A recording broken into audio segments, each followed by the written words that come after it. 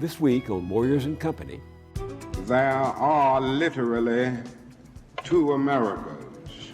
Martin Luther King and the dream of a fair and just America. Freedom from fear is the necessary freedom to get the civil rights, to get the jobs, to get work against poverty, even though the odds may be against you. If you can deal with race and the fundamental denial of common humanity through race, then it opens up possibilities. And the idea of a more perfect union, I love that because it suggests, rightfully so, that it's not perfect now. Funding is provided by Carnegie Corporation of New York, celebrating 100 years of philanthropy and committed to doing real and permanent good in the world. The Kohlberg Foundation, Independent Production Fund, with support from the Partridge Foundation, a John and Polly Guth charitable fund. The Clements Foundation, Park Foundation, dedicated to heightening public awareness of critical issues. The Herb Alpert Foundation, supporting organizations whose mission is to promote compassion and creativity in our society. The Bernard and Audrey Rappaport Foundation, the John D. and Catherine T. MacArthur Foundation, committed to building a more just, verdant, and peaceful world. More information at macfound.org. Ann Gumowitz. The Betsy and Jesse Fink Foundation, the HKH Foundation, Barbara G. Fleischman, and by our sole corporate sponsor, Mutual of America, designing customized individual and group retirement products. That's why we're your retirement company.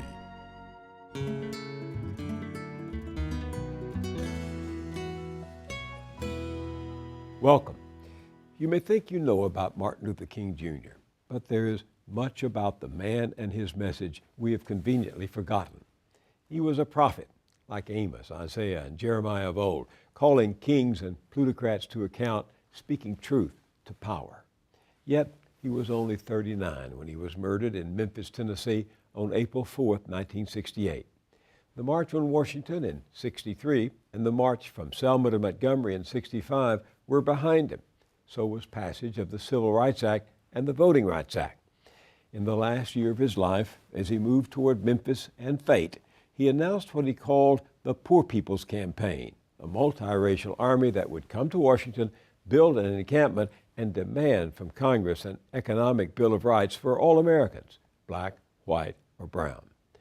He had long known that the fight for racial equality could not be separated from the need for economic equity, fairness for all, including working people and the poor.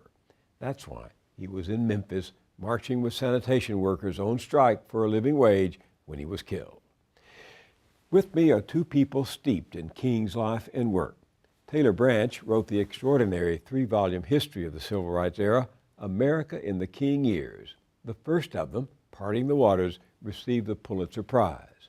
He now has distilled all that work, adding fresh material and insights to create this new book, The King Years, Historic Moments in the Civil Rights Movement.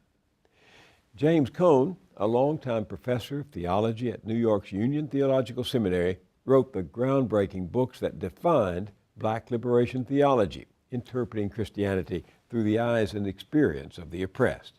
Among them, Black Theology and Black Power, Martin and Malcolm in America, and this most recent bestseller, The Cross and the Lynching Tree. Before we talk, let's listen to these words from Martin Luther King Jr., spoken at Stanford University just a year before his assassination. It's as if he were saying them today. There are literally two Americas. One America is beautiful for situation. And in a sense, this America is overflowing with the milk of prosperity and the honey of opportunity. This America is the habitat of millions of people who have food and material necessities for their bodies, and culture and education for their minds, and freedom and human dignity for their spirits. But tragically and unfortunately, there is another America, This other America has a daily ugliness about it that constantly transforms the buoyancy of hope into the fatigue of despair. In this America, millions of work-starved men walk the streets daily in search for jobs that do not exist. In this America, millions of people find themselves living in rat-infested, vermin-filled slums. In this America, people are poor by the millions, and they find themselves perishing on a lonely island of poverty in the midst of a vast ocean of material prosperity. Welcome to you both. Thank you. As he was trying to converge economics, race, social and political equality, what was he struggling for at that time when he, alone among his colleagues, wanted to take on the tough structure of prejudice and economics in the North? I think he was thinking about class issues. He talked about class issues to his staff. He didn't do it primarily in his speeches because of the kind of anti-communism spirit that was so deep in America at that time. But on many occasions, he talked about the economic and about America having 40 million people who are in poverty, in the richest country in the world. He was talking about restructuring everything. And if you talk about restructuring, you're talking about class too. Yes, you have to understand that some of this class tension was also within the black community. That's right. Some of King's most stinging speeches were to the members of his own, like Alpha Phi Alpha fraternity, saying, you spend more money on liquor at your annual convention than you contribute to the NAACP. We're more concerned about, I know ministers who are more concerned about the wheelbase on their Cadillac than they are the spiritual base of their commitment to this world. So King drew an awful lot of sustenance and biting challenge from the basic notions of, I think that his favorite parable was the parable of Lazarus and Dives in Luke, about not noting. It was about the rich man who passed Lazarus begging at his door and didn't notice him and went to hell and saw Lazarus up in heaven. And King interpreted this thing as saying Lazarus, the rich man did not go to hell because he was rich. He went there because he didn't notice the humanity of the man he was passing at his gate, and that it was about humanity.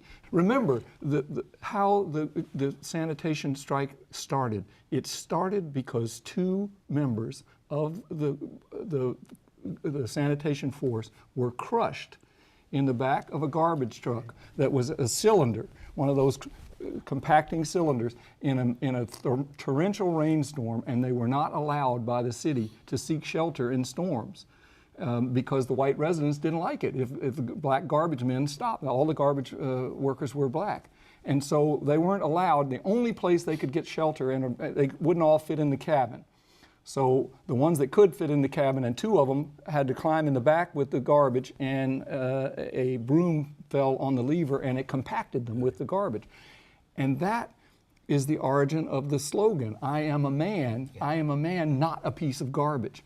And that connects to King's philosophy. And the sanitation workers carried those signs, remember, I am a man. I am a man. And to them, that was about Ethel Cole and Robert Walker, their two friends who had been literally crushed with the garbage and nobody noticed.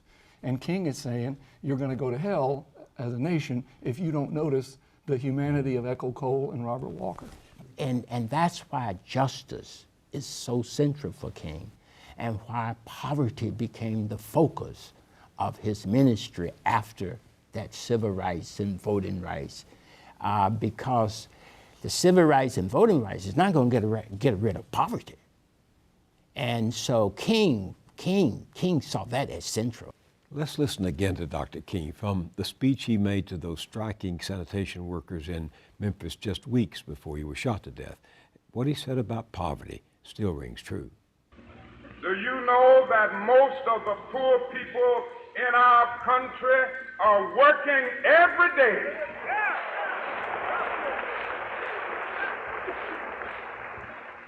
they are making wages so low that they cannot begin to function in the mainstream of the economic life of our nation.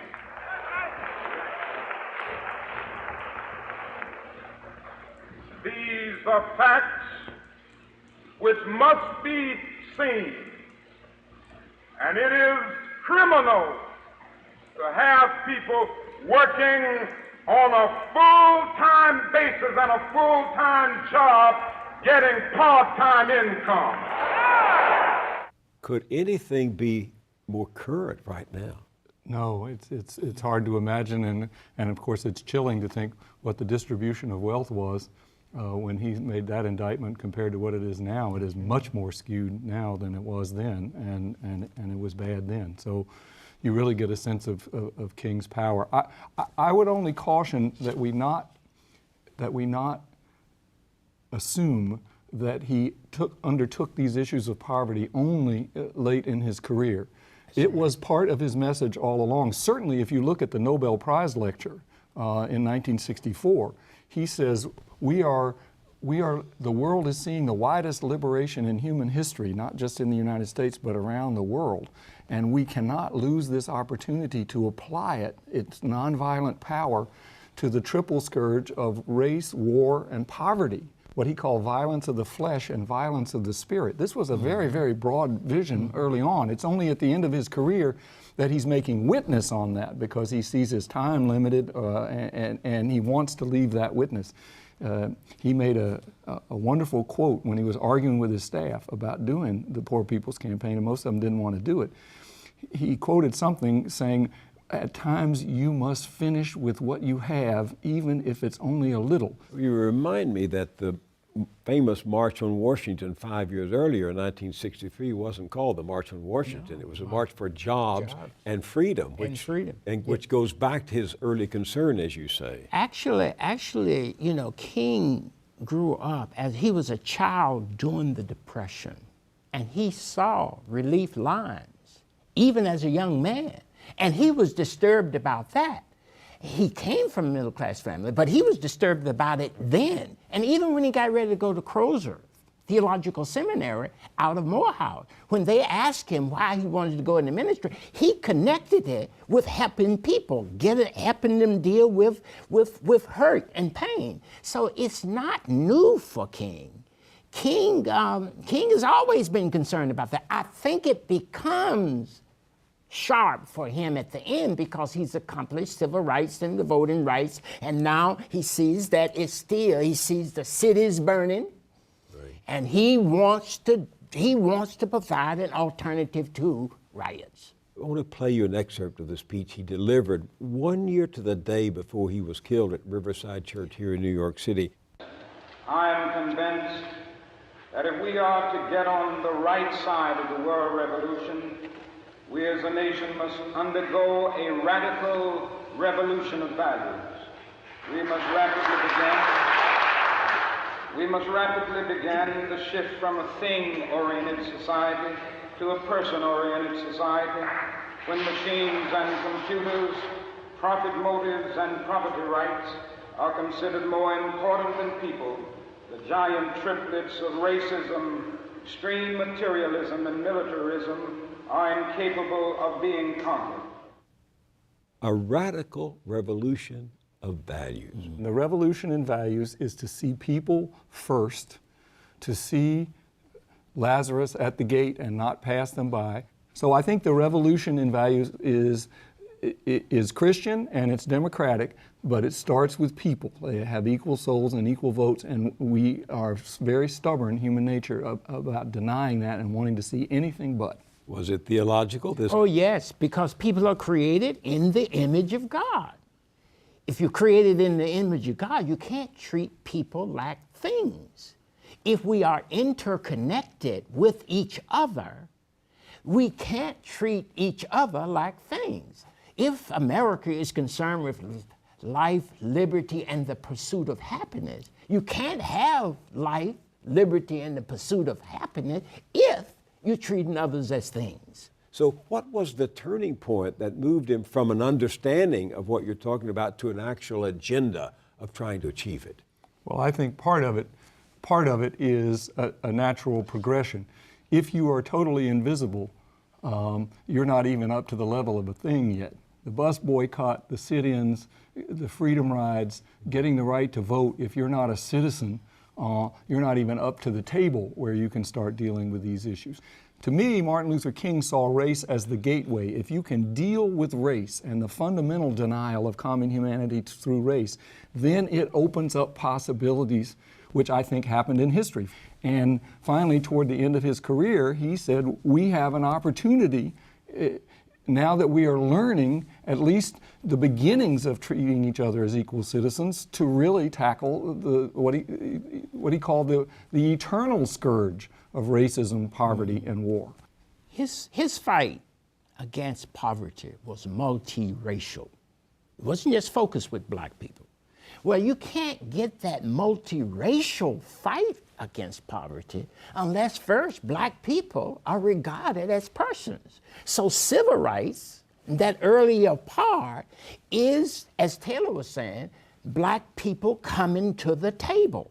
So after they get to the table, if you're going to deal with poverty, it spreads across races. So King was concerned about a multiracial movement against poverty because that's what the Poor People's Campaign was about. So that would help us understand the color blindness of that economic and social Bill of Rights that he and the Poor People's Campaign developed in the early part of 1968. The right of every employable citizen to a decent job, the right of every citizen to a minimum income, the right of a decent house and the free choice of neighborhood, the right to an adequate education, the right to participate in the decision-making process, the right to the full benefits of modern science and healthcare. Quite a statement. And he had a workshop, one of the more remarkable events that never made any news and is not preserved in history, in which he had representatives of Indian tribes, Appalachian white coal miners,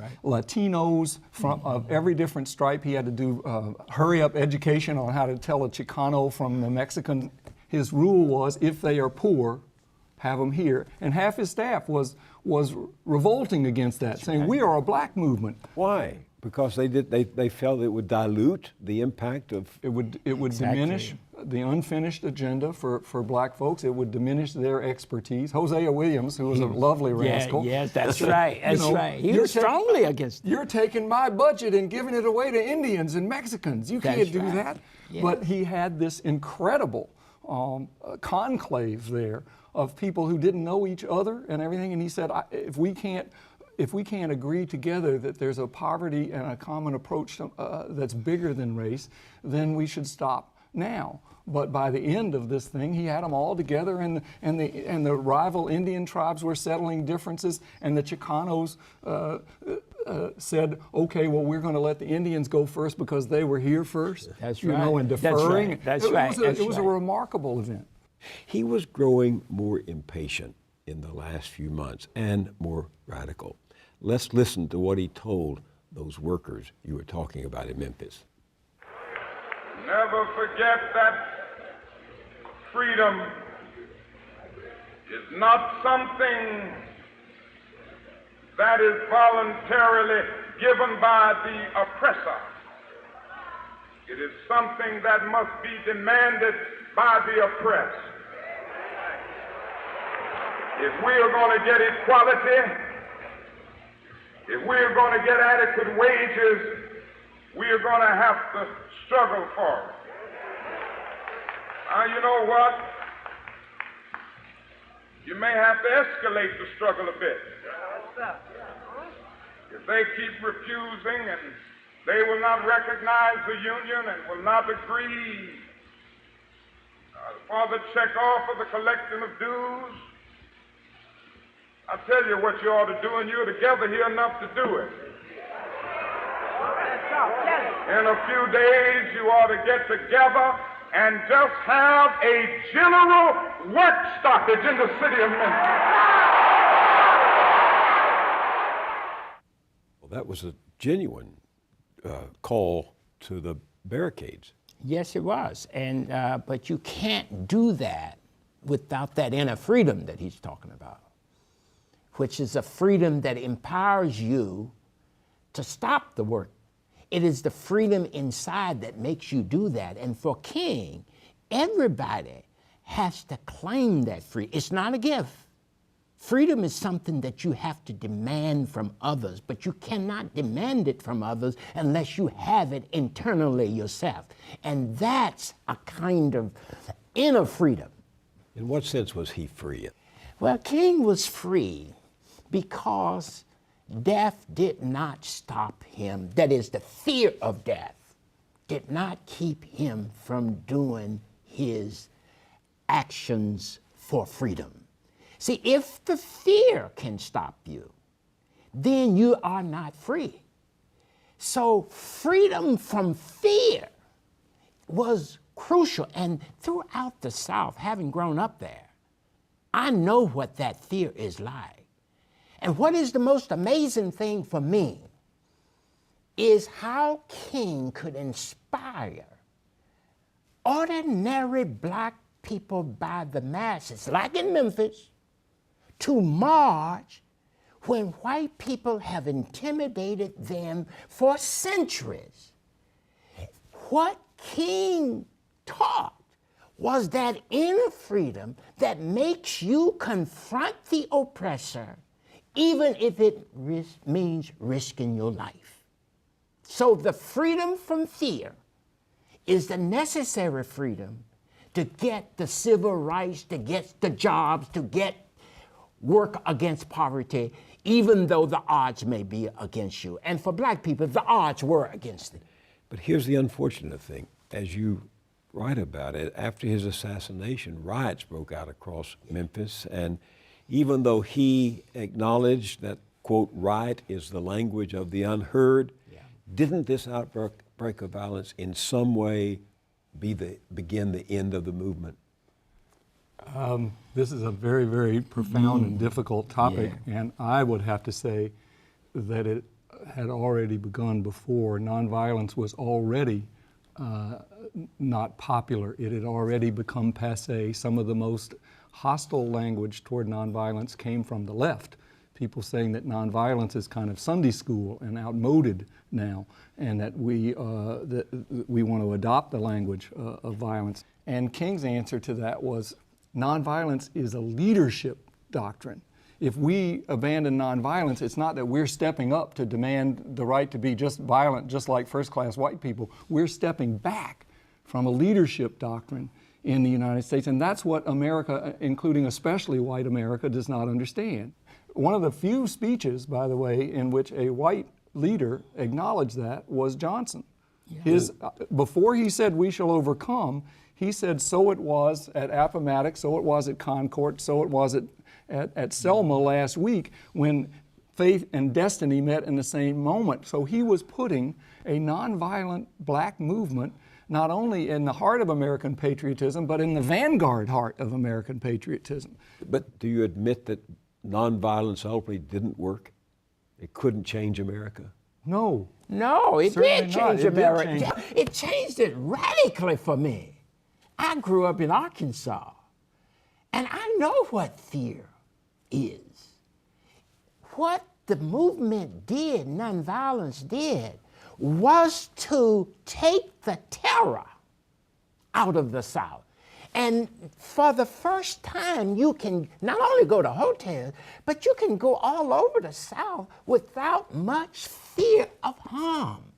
That is a major achievement. Certainly, I recognize that. The white South was the poorest region of the country when it was segregated. It was totally preoccupied in this terror. Yeah. It was not fit for professional sports even until nonviolence lifted it out of segregation. And white Southern politicians were no longer stigmatized. So you get Jimmy Carter and Bill Clinton and all these people elected president, and they're all standing on the shoulders of a nonviolent black movement, whether they realize it or acknowledge it or not. That's the reason that our blinkered memory of this period is such a handicap for us today. Granted, but nonviolence did not bring about the economic restructuring that King hoped for, so that today he could make the same speeches about inequality, poverty, work that he made 45 years ago? Poverty is probably the toughest issue. You're talking about how much nonviolence, maybe 2 or 3 years, and for the time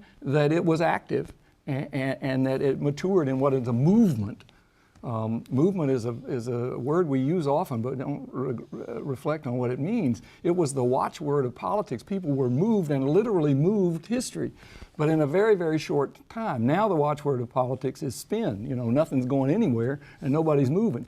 Not since Martin Luther King has inequality been on the table the way it was after Occupy briefly appeared on the scene. And I wondered, watching Occupy from here, if a Martin Luther King had risen to embody that movement, would they have carried us further toward the changes that King and others wanted?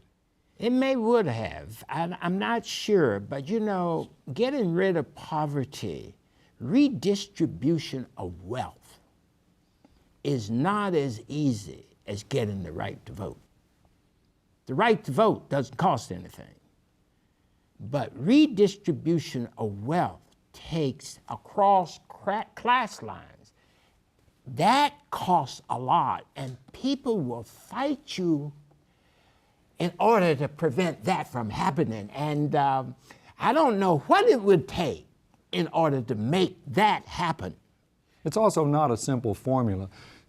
Dr. King never said we're going to give up freedom to have redistribution imposed on us. He never advocated something like that. It is a hard intellectual, spiritual challenge to figure out how do you preserve freedom and address poverty. I don't think Occupy got that far yet. It didn't take that much responsibility. It was just kind of a sign of protest and not a developed sense of responsibility the way even the sit-ins were taking lessons from Rosa Parks. Yes, that's right. The sit-ins disrupted the society. The Freedom Rise disrupted things. The Occupy Wall Street didn't disrupt much of anything. They just camped down there, and they were not the grassroots in quite the same way the Southern movement was during the time of King. King was identifying with labor and workers and felt that unions were an essential part of this civil rights struggle. I have this speech from 1961 when he told delegates to the AFL-CIO convention, "Our needs are identical with labor's needs: decent wages, fair working conditions, livable housing, old age security, health and welfare measures, conditions in which families can grow, have education for their children, and respect in the community." He felt this radical structuring that you talk about could not come without labor. And today, 45 years later, unions are largely impotent, smallest percentage of the workforce. So what's happened to labor today? Labor has fallen in disfavor and fallen into, in some respects, an intellectual vacuum, because people take for granted the right that we give capital to organize in the form of corporations. Every corporation is a public charter. It is a creation of our people. It is a legal entity that we create. And the notion that people, on the other end, need some sort of vehicle in a global economy in order to make their rights effective ought to be an easy idea, at least to begin a conversation with. But we're so frightened that anything or I guess we're beholden to corporations in the way that people in the early movement felt that they were beholden to segregation, that their place in the order was threatened. If you start messing around with this thing, your whole place might go. That's how they marshaled a lot of Southerners who were not in sympathy with segregation into not being for doing anything about it. And so right now, I think that we're hostage to our fears and don't really understand how we need to think about economics. The year before his death, this time he was speaking in California at Stanford University, he said, "In the North, schools are more segregated today than they were in 1954 when the Supreme Court's decision on desegregation was rendered. Economically, the Negro is worse off today than he was 15 and 20 years ago. And so the unemployment rate among whites at one time was about the same as the unemployment rate among Negroes, but today the unemployment rate among Negroes is twice that of whites. And the average income of the Negro is today 50% less than whites. Now, Taylor and James, he could practically say the same thing today, 45 years later. Absolutely. And when he did it, though, he could also say to American white people, you tend to think of black people as hopelessly caught up in the rear. The way you should look at this is that the things that are happening to black people, unless you make common cause, are going to happen to you too. The poverty rates, the divorce rates in families that were decried among black people now, the white society has long since passed. The notion that higher education is primarily is harder for men, which is now afflicting white society. Most of our college graduates are females. That's been true in black society for years, and it has had effects in the culture. So Dr. King said, black folks are a headlight of the problems we need to deal with, and white people too often just see them as something that needs to be left behind and out of mind. So what would liberation theology say today about what Taylor just described? Well, you know, liberation theology came into being largely because mainstream theology had not spoken to that gap.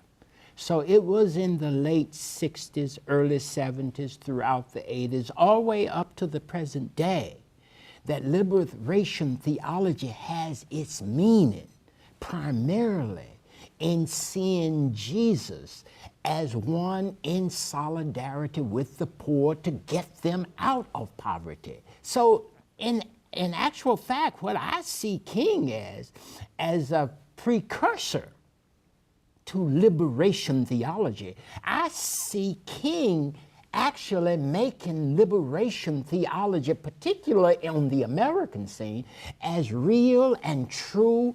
And I think if he were here today, he would be trying to bridge this gap between the rich and the poor.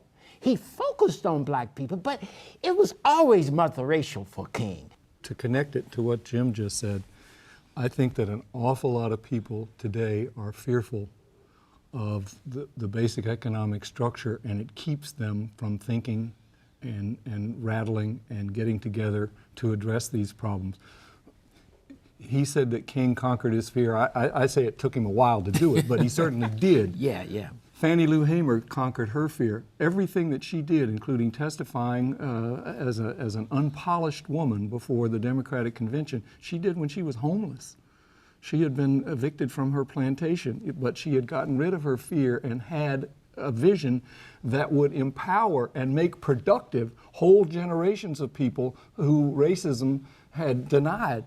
You know, so we have an awful lot of productive people in the society today who are productive and educated and have talent because the movement helped people conquer their fear. But we're now at another stage. Now it's hitting us, and I think everybody is afraid to deal with these issues in the way that the movement dealt with them, which was, I'm going to let loose of my fear. I'm not going to worry about my savings and my wealth and whether my kids are going to get into Harvard. I'm going to deal with the basic issues of how we can cope with these things together. Given the absence of a movement today, given the power of money, corporations, and the structure, what do you think Martin Luther King would say to those in power today? I think he would say something about, this society cannot survive with the huge gap between the 1% and the 99%. When you have that kind of gap, then you destroy the possibility of genuine human community and showing how we are interconnected together. I pretty much agree with that. I think he would have to be saying, don't give in to pride in thinking that it is solely your genius that's creating all these billions that you're sitting on. It is, you are reaping the interconnectedness that we have, and that interconnectedness is precious. And it is political, and it can vanish, and that can be, so you need to look beyond that. we only have two hopes: enlightenment, which comes from really wrestling and conquering your pride and appealing to the young, quite frankly, and catastrophe. That's the only other hard teacher that we would have, which is that we're going to ride this system into a catastrophe. And then we will wake up and say, why didn't we do it before? Why didn't we listen to Martin Luther King? Taylor Branch and James Cone, thank you for being with me and for your thoughts and ideas. Thank you. Thank you.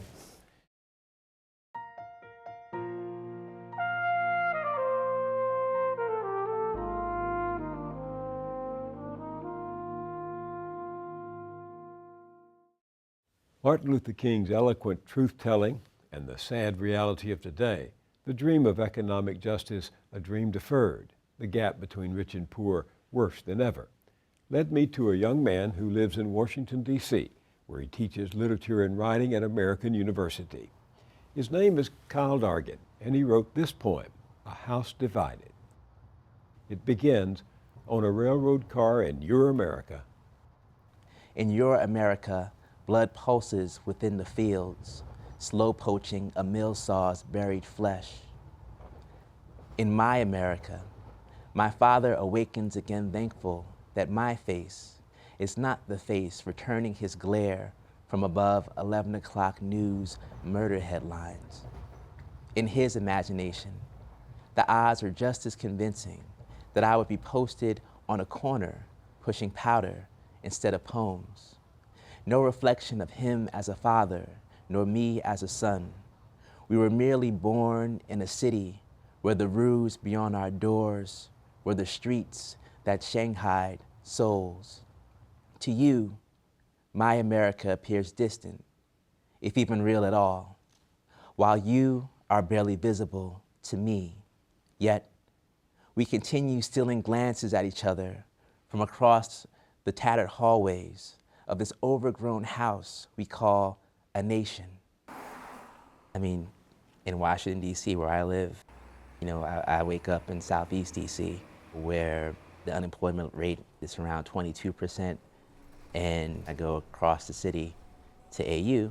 American University. Right, where, unemployment is 3%. The population is very affluent. So, every day I'm forced to deal with those realities and reconcile them in my head. And I think, that commute that I have to deal with every week comes out in my poetry, because I feel like often I'm trying to reconcile and make sense of these conflicting worlds that geographically aren't that very far from each other. Kyle Dargan grew up in Newark, New Jersey, with working parents determined he would escape a deteriorating city and make something of himself. But echoes of the inner city still resonate when Dargan walks through his new neighborhood in Southeast D.C. Isn't your neighborhood more or less in the shadows of the Capitol? I think realtors want people to think that, but actually we're on the other side of the Anacostia River. Actually, my neighborhood now, I saw it listed somewhere on a real estate website as Capitol Hill East, and I'm like, that's a bit of a stretch. But if Benning Heights was on the other side of the city, it would be Palisades. It would be Georgetown. I mean, beautiful houses, beautiful views. But, that you're on the other side of the Anacostia, it's not perceived the same way. People live one way on one side of the Anacostia River and another way on the other side. There's a line in the poem that says, where the roofs beyond our doors were the streets that shanghaied souls. Is that your community now? The roofs beyond the door? Or the streets that shanghai souls? Sure, because lots of good kids just get caught up in trouble. And that line, when I'm talking about my father, this is true.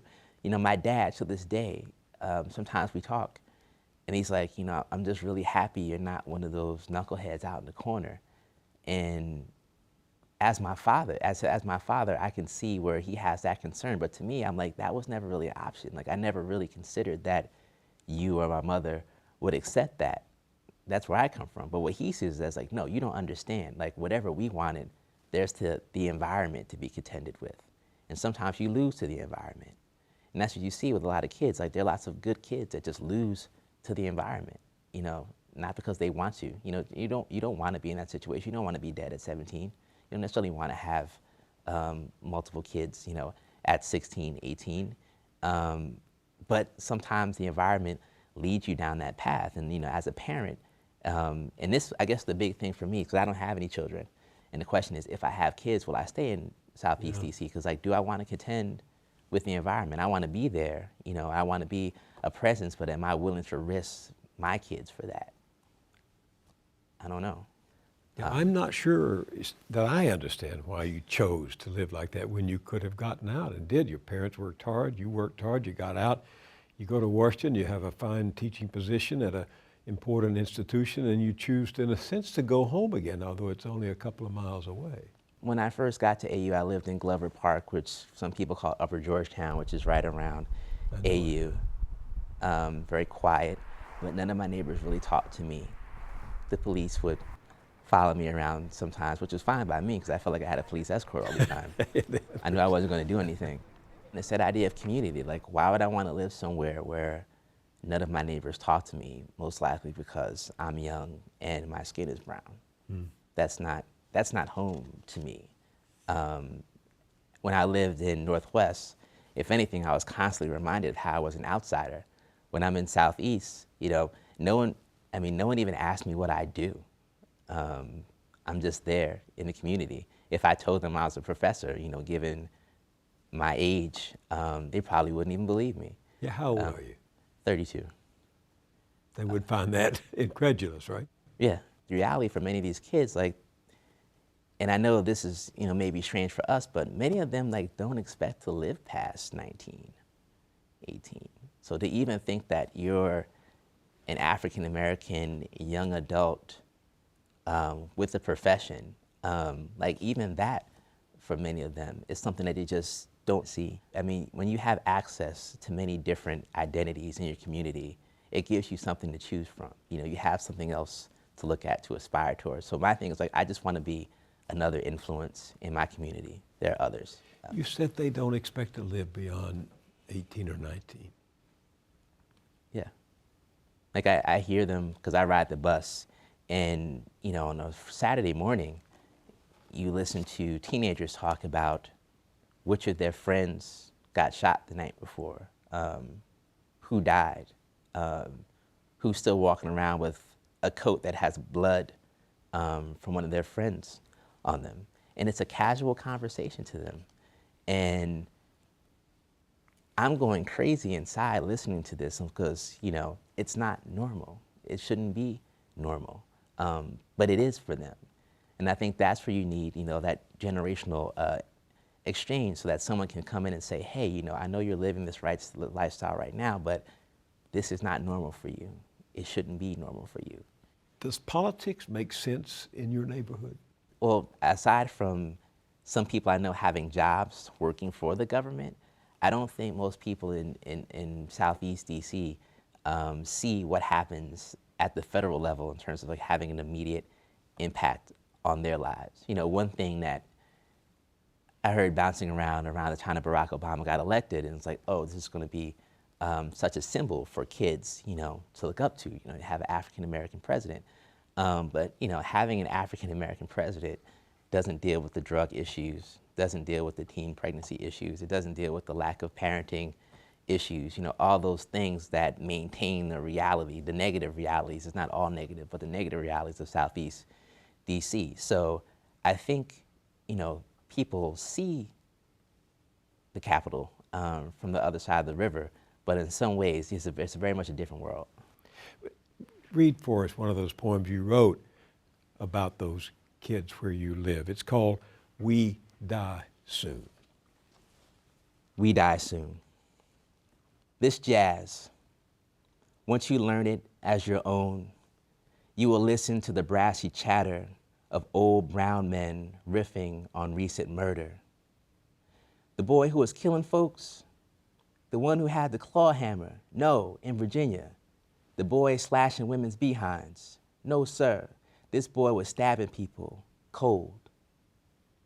Seated on concave milk crates, or their sweat and engine-anointed limbs drooping off a station wagon's trunk door, muscles slack save for fingers clutching cold beer. Through appreciation, you will learn to distinguish the hollers of youngins that end in sweet jabs and hand slaps from the hollers that summon lights and sirens up the hill. Electricity drowns the nights. The restless birds sing back to the evening gunshots, a magnum's baritone pow. With age, you'll come to lament June's music, its melodies of bleeding boys, another uneven tempo of jackings and strong-arm thefts omitted from the newspapers. They want to get white folks moving over here. No transcribed tunes. These notes puncture, lodge in vertebrae, make jukeboxes of our spines. This living is to be erect with song and then be bent by it. The poem, We Die Soon, it takes its title from the final lines of Gwendolyn Brooks' poem, We Real Cool. And in the poem, Brooks was looking at these truant kids in a pool hall, and she decided, rather than judging them, for being children in a pool hall, she was going to try to explore, well, I wonder what they're thinking about right now. She's going to try to capture, I wonder what they feel without judgment. And so I think for me, I guess I wanted to take a similar approach to writing about Southeast DC. Do you read that to your students at American University? No. Poems like that, I tend to share with the kids from those communities. And, I never see myself as speaking for them because I'm not living their experience. But every once in a while, one of them will ask me, are you from here? And I say, no. And it's like, well, you sound like you understand it. And I say, well, I'm from Newark. It's somewhat similar. But again, I don't live their experiences. It's why I try to get them to write, because the world needs to see Southeast DC as they see it. You attempted last year to have them read at the White House. Tell me about that. I guess someone from the President's Committee on the Arts and Humanities was looking for a poet in the Washington, D.C. area to, run a program that would bring, poetry to kids. And some of the children got to read in front of Michelle Obama at the White House. And it's funny because I think the entire time we were working on this project, they didn't really believe that they were going to go to the White House. The kids? Yeah. We tell them, and they'd say, yeah, White House, whatever. We see it all the time on the bus. We ride past it. But then when they actually got there, and they actually got to meet some of the members on the President's Committee, like Kerry Washington, their faces lit up, and they got nervous. And I said, don't act nervous now. You were all cool before when you didn't think you were going to come, so now you're here. Just relax and do what you have to do. And they did a great job. They did a really great job. I'm proud of them. Do you remember the first poem you ever heard in school? I like to think of hip hop as one of my first advanced English teachers. I was lucky enough, I had some teachers. Mr. Finley was one. He played, Nas has a song, whose world is this? The world is yours. And that's sort of like the refrain of the song. It's mine, whose world is this? The world is yours, the world is yours. And that was a really big moment for me as a young African-American kid to hear this rapper tell me that, to ask me this question, whose world is this? And to say, the world is yours. And giving me the space to think about that, think about what does that mean? What does that mean I have access to? What does it mean I can do? I saw lots of rappers, I say like Tribe Called Quest, De La Soul, artists that were using language to make the world theirs. And even today, because a lot of those, my favorite hip hop albums, they came out when I was 11, when I was 10. So I'm still going back and listening to them as a man and picking out different metaphors, picking out different allusions and saying, oh, that's what that meant. So I mean, in many ways, I'm still learning from hip hop. Give me an example of an allusion or a metaphor that still resonates and informs your take on the world today. Tribe Called Quest is a song called Check the Rhyme, and in it, Q-Tip, Abstract, the rapper, he says, if knowledge is the key, then just show me the lock. Okay, if knowledge is the key, then just show me the lock. Got the scrawny legs, but I move just like Lou Brock with speed. And as a kid, you understand like, oh, yeah, it's like, oh, go to school because school's important. But as an adult, you realize it's like, no, perspective is important, and, critical thinking is important, and the ability to know what you don't know, which is on the other side of the door. You unlock one door and there's another door, but then that door opens to what you don't know. You have to learn all that before you get to the next door. So seeing that image played out over and over through my life, whenever I hear that line, I smile a little bit because I'm like, yeah, I live that. I've been living that, for the past 20 years.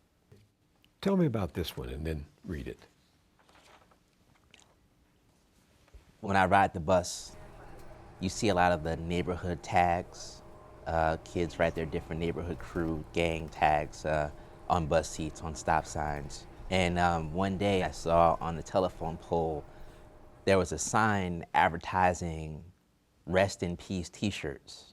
And I realized the kids writing these tags on the buses are probably the kids that are gonna have their faces and names on these, Rest in Peace t-shirts. They're not gangsters, they're not hoodlums, they're just boys. And so I wrote this poem, Cruise. Those Clay Terrace boys, those Benning Park boys, those Simple City boys, those River Terrace boys, after hours, those boys, those shoot and dash boys, siren-fed boys, fatherless boys, siring boys, noise them. Urban reservation, hunt and gather boys. Keep the blood on the reservation, hunt those boys. Solve for X, how many Ys and zombies equal those boys? Give me dap, those boys. My boy, my cousin, no taller than tree trunks, chopped those boys. Sundown colorful, watch those boys. Southeast hocus pocus, you see, don't see those boys. Then you read those boys, police blotter those boys. Then their ink those boys. R.I.P. graffiti on white tees, those boys. Those Clay Terrace boys, those Benning Park boys, those River Terrace boys, those Drama City boys. I'm wondering, can poetry really make a difference when kids are going hungry? Or their friends are being shot at with guns? Or their parents are losing their home? Does poetry hold anything out to them? I think there's solace. I mean, I think some are moved to action, but I think there's unfair pressure put on poetry. Like, I'm glad that people expect so much of it. But you look at, I mean, honestly, like you look at Congress right now, I mean, legislation isn't fixing those things, so why would you expect poetry to? I mean, maybe poetry can inspire people to get on their legislators to do something, to fix something in their lives, but I mean, that's the place where poetry operates. It doesn't operate at the infrastructure level. It operates at the motivation level. It gets people, and that's why I say it's important. You know, if poetry isn't speaking to people, if you can read a poem and it just washes over you, it goes over your head, you don't feel any human connection, then I feel like that's a waste of the art form, because it could be making that connection with someone, possibly urging them to look at the world differently, to do something differently. That may or may not lead them to taking action, but you know, if you don't try. Kyle Dargan, thank you very much for being with me. Thank you very much. I appreciate it.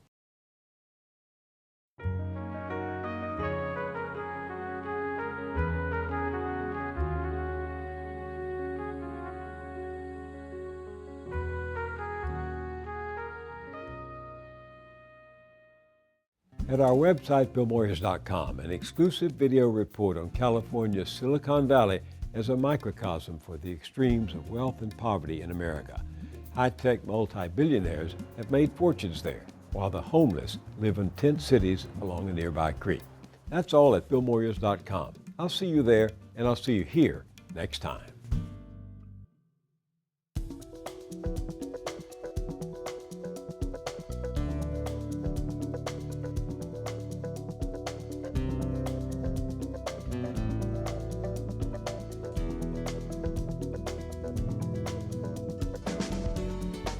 Don't wait a week to get more Moyers. Visit BillMoyers.com for exclusive blogs, essays, and video features. This episode of Moyers & Company is available on DVD for $19.95. To order, call 1-800-336-1917 or write to the address on your screen.